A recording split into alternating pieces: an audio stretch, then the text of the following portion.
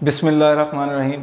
अस्सलाम वालेकुम dear students, मैं हूं आपका कंप्यूटर का ट्यूटर और आज हमारा लेक्चर नंबर 2 है, चैप्टर नंबर 1 का, ये क्लास 9th फ्लो चार्ट। तो सबसे पहले जानते हैं कि फ़्लो चार्ट है क्या। ये फ़्लो चार्ट की डेफिनेशन से शुरू करते हैं कि फ़्लो चार्ट की डेफिनेशन क्या है। तो सबसे पहले देखते हैं, flow chart is pictorial representation of steps to solve a problem.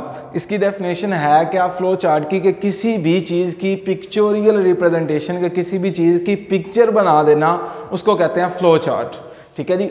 तो pictorial representation of steps to solve a problem, के किसी भी प्रॉब्लम को सॉल्व करने के, जैसे हम एक प्रॉब्लम आता है तो उसको सॉल्व करने के स्टेप्स लिख लेते हैं, ऐसे ही जैसे वो लिखा होता है वो टेक्स्ट होता है, हम क्या करते हैं कि उन स्टेप्स को ड्रा कर लेते हैं इमेज की शक्ल में, उसकी तस्वीर बना देते हैं, उसको कहते होते हैं फ़्लो चार्ट। ये आपके पास है फ़्लो चार्ट की डेफिनेशन, के किसी भी चीज़ की तस्वीर बना देना, उसको कहते हैं फ़्लो चार्ट। दूसरे नंबर पे आता है कि इम्पोर्टेंस ऑफ फ़्लो चार्ट, कि फ़्लो चार्ट की अहमियत क्या है, कि हम फ़्लो चार्ट को यूज़ क्यों करते हैं, इसके बगैर गुजारा है या नहीं। इसको देखते हैं कि इसके 3-4 स्टेप्स हैं आपके पास कि फ़्लो चार्ट की इम्पोर्टेंस क्या है। सबसे पहला है it can be use to plan a solution, कि आप इसको किसी भी सॉल्यूशन का प्लानिंग के लिए यूज़ कर सकते हो। मीन्स कि इसके अंदर आपके पास, जब आपके पास एक चीज़ की तस्वीर आ जाती है तो आप उसको बहुत आसानी के साथ समझ सकते हो। इसकी एग्जांपल यूँ है कि एक चीज़ लिखी होती है और एक चीज़ की इमेज होती है या उसकी कोई वीडियो होती है, जो आप वीडियो देख लेते हो या कोई तस्वीर देख लेते हो, वो आपको देर तक और अच्छे से समझ आ जाती है और उसको आप देर तक याद रख सकते हो एज़ कम्पेयर टू जो आपके सामने लिखा हुआ होता है। तो वो कहता है कि जो आपके सामने पिक्चर बनी हुई होती है उसको आप देखकर बहुत ही अच्छे तरीके से उसको समझ सकते हैं। पिक्चर के अंदर आपके पास एक एक स्टेप जो है वो वाज़ेह होता है, आप उसके अंदर से क्या कर सकते हो कि सॉल्यूशन का प्लान कर सकते हो। दूसरा आता है it is more effective to visualise a solution, के उससे आप सॉल्यूशन को विजुअलाइज कर सकते हो, खोल के देख सकते हो अपने सॉल्यूशन आपको सामने, मीन्स पिक्चर आ जाती है, आप उस पिक्चर के अंदर से खूबियाँ और ख़ामियाँ निकाल सकते हो कि इस पिक्चर के अंदर खूबियाँ क्या हैं और ख़ामियाँ क्या, मतलब गलती क्या है और इसके अंदर ठीक क्या है। जो एरर्स वगैरह आते हैं वहीं पे आप उसको रिमूव कर सकते हो। उसके बाद वो कहता है कि graphical representation makes it effective and easier, कि किसी भी चीज़ की ग्राफिकल रिप्रेजेंटेशन, उसकी तस्वीर बना देना, वो क्या करता है उसको पूरा असरअंदाज बना देता है, मतलब कि बहुत अच्छे से उसको प्रेजेंट कर देता है, बहुत अच्छी बना देता है और उसको आसानी होती है उसको समझने में। मेक्स इट ईजियर, कि ये बहुत ही आसान तरीके के साथ, आसान वर्ड्स के अंदर आप उसको समझ सकते हो, देख सकते हो। नेक्स्ट आता है it also check the errors, के साथ साथ ये एरर्स भी चेक करता जाता है कि जहाँ पे भी कोई गलती आती है वहाँ पे उन एरर्स को साथ साथ बताता जाता है और आप वहाँ पे आप उस एरर को रिमूव कर सकते हो। नेक्स्ट आता है determining requirements for flow chart, कि किसी भी फ्लो चार्ट की रिक्वायरमेंट्स क्या क्या होती हैं ये हमने पढ़नी है, कि इसके अंदर हमने ये देखना है कि किसी भी फ़्लो चार्ट की मेन रिक्वायरमेंट्स क्या हैं, ज़रूरियात क्या हैं, कि किन चीज़ों के बगैर फ़्लो चार्ट बन नहीं सकता। तो वो 4 चीज़ें मेन है बेटे। सबसे पहला है जी इनपुट। इनपुट क्या होता है कि टेकिंग डाटा फ्रॉम यूज़र, कि आपने एक प्रोग्राम लिखना था, एक फ़्लो चार्ट बनाना था, तो यूज़र कौन होता है, हम खुद होते हैं, जो हम काम कर रहा होता है बंदा, उसको कहते हैं user. Taking data from user उसको कहते हैं इनपुट, के यूज़र से डाटा लेना उसको इनपुट कहते हैं। नेक्स्ट आता है आउटपुट। आउटपुट होता है रिजल्ट देना, वापस कोई चीज़ रिटर्न करना, वो होता है गिविंग डाटा टू यूज़र, के उसको देना डाटा वापस, उस यूज़र को डाटा देना। मतलब इनपुट होता है डाटा लेना और आउटपुट होता है डाटा देना, यूज़र को वापस रिजल्ट देना, वो होता है आउटपुट। नेक्स्ट आता है डिसीजन मेकिंग। डिसीजन मेकिंग होता है कोई चीज़ डिसाइड करना, कि हमारे पास determine whether the solution is true और फॉल्स, कि इसके अंदर हमने डिसीजन मेकिंग डिसाइड करना होता है कि हमारे पास जो सॉल्यूशन है वो ट्रू है या फॉल्स है। इसको इसलिए इसको कहते हैं डिसीजन मेकिंग। इसके अंदर हमने डिसाइड करना होता है अपने स्टेटमेंट के बारे में, अपने सॉल्यूशन के बारे में, अपने प्रॉब्लम के बारे में। नेक्स्ट आता है प्रोसेस। प्रोसेस नाम से ही ज़ाहिर है कि इसके अंदर प्रोसेसिंग होती है। प्रोसेसिंग आपके प्रॉब्लम के हिसाब से होगी। फॉर एग्जाम्पल आपने 2+2 को एक सॉल्यूशन को प्रॉब्लम को सॉल्व करना था, अब इसकी प्रोसेसिंग क्या होगी, कैलकुलेशंस होगी, यूज्ड फॉर परफॉर्मिंग कैलकुलेशंस, के ये आपके पास प्रोसेस के अंदर क्या होता है, कैलकुलेशंस परफॉर्म की जाती हैं। मीन्स इसके अंदर सारी की सारी प्रोसेसिंग जो है वो इस प्रोसेस के स्टेप के अंदर होती हैं।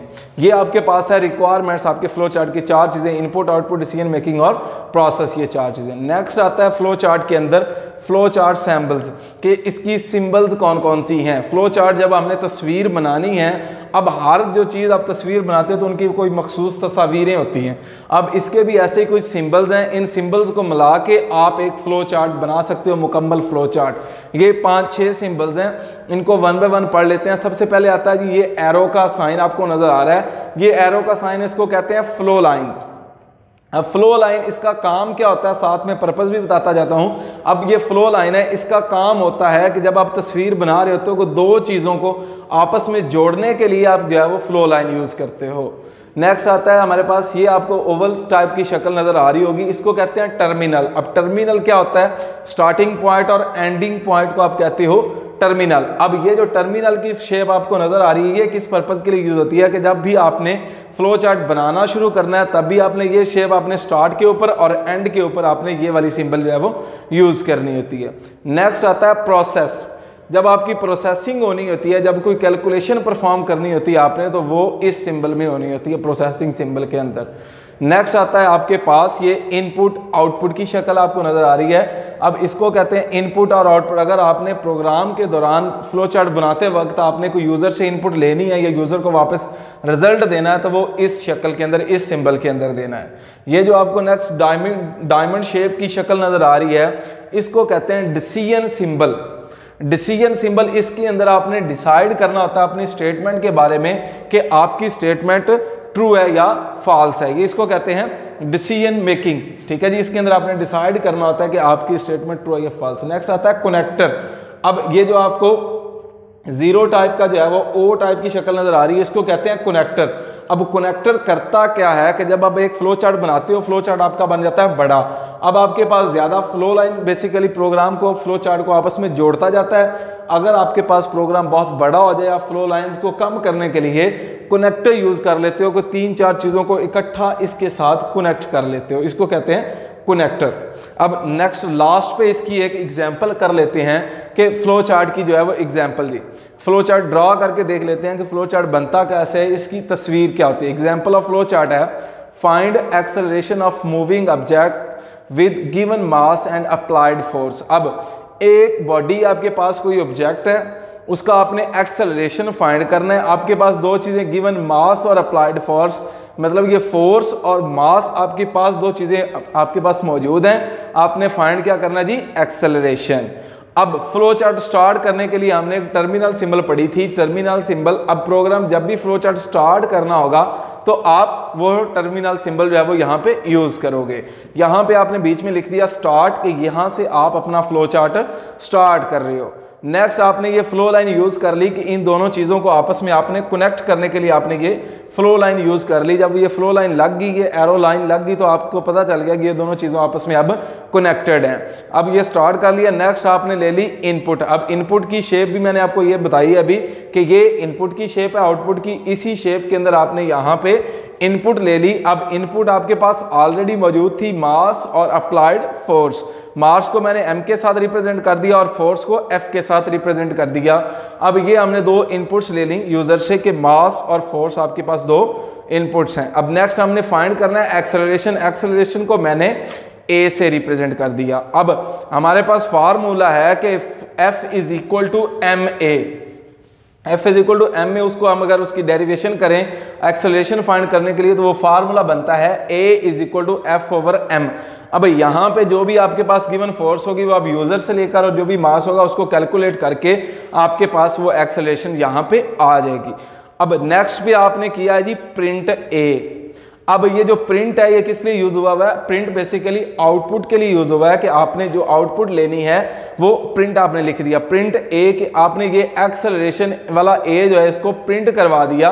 प्रिंट मतलब इसकी एक्सेलरेशन जो है ए, इसकी आउटपुट आपके सामने आ जाएगी। जो भी फोर्स होगा और मास होगा उसको आपस में डिवाइड करके जो आंसर आएगा वो आपकी एक्सेलरेशन आ जाएगी। लास्ट पे आपने उसी सिंबल के अंदर जो मैंने अभी आपको टर्मिनल वाली सिंबल दी थी, स्टार्ट भी उसी से किया और एंड भी इसी से किया। यहाँ पे आपकी ये एग्जाम्पल खत्म होती है। आप यहाँ पे इस जो आपने ये शेप बनाई है, इस शेप के अंदर आप देख सकते हैं कि आपका वो प्रॉब्लम जो है वो आसानी के साथ सॉल्व हो गया। आपने उस एक्सेलरेशन को फाइंड कर लिया। ये था आपका आज का टॉपिक फ्लो चार्ट। इसके अंदर दो जो चीज़ें हैं इंपॉर्टेंस है, determining requirements of flow chart है, फ्लो चार्ट के सैम्पल्स हैं और एग्जाम्पल्स, ये 4 चीज़ें, और 5वीं उसकी डेफिनेशन है। ये सारी चीज़ें उम्मीद करता हूँ बच्चों आपको समझ आएंगी। इसको आपने याद ज़रूर करना है और इसको लिख के चेक करवाना है। Thank you.